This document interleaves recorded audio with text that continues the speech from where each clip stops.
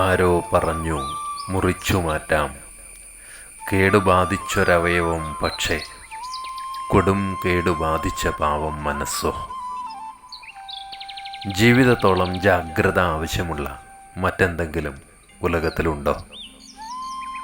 ജീവിതം അനായാസമെന്ന് തോന്നുന്നവരുണ്ടാകാം.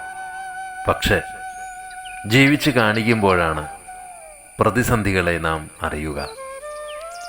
അപ്രതീക്ഷിതമായി കടന്നു വരുന്ന എന്തും അഗാധതകളിലേക്ക് എടുത്തെറിഞ്ഞേക്കാം. അവിടെ നിന്ന് ഒരു തിരിച്ചുവരവ് സാധ്യമാകാതെയും ഇരിക്കാം. ശരീരത്തിന് ഏൽക്കുന്ന മുറിവുകൾ, ആതുരതകൾ നമുക്കൊരുപക്ഷെ ചികിത്സിച്ച് ഭേദമാക്കാനാകും. എന്നാൽ മനസ്സിനേൽക്കുന്നവ ആരറിയുന്നു? ഒരു ഏകാന്ത മനസ്സിൻ്റെ വേദനാ വഴികളിലൂടെയുള്ള സഞ്ചാരങ്ങൾ.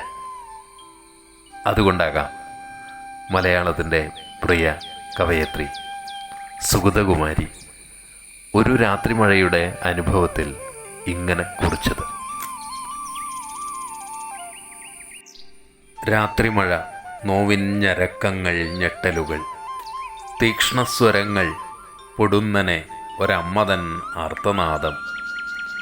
ഞാൻ നടുങ്ങിയൻ ചെവി പൊത്തിയൻ രോഗശയ്യയിൽ ഉരുണ്ടു തേങ്ങുമ്പൊഴി.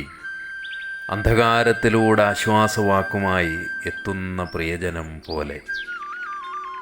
ആരോ പറഞ്ഞു മുറിച്ചു മാറ്റാം കേടുബാധിച്ചൊരവയവം, പക്ഷേ കൊടും കേടുബാധിച്ച പാവം മനസ്സോ.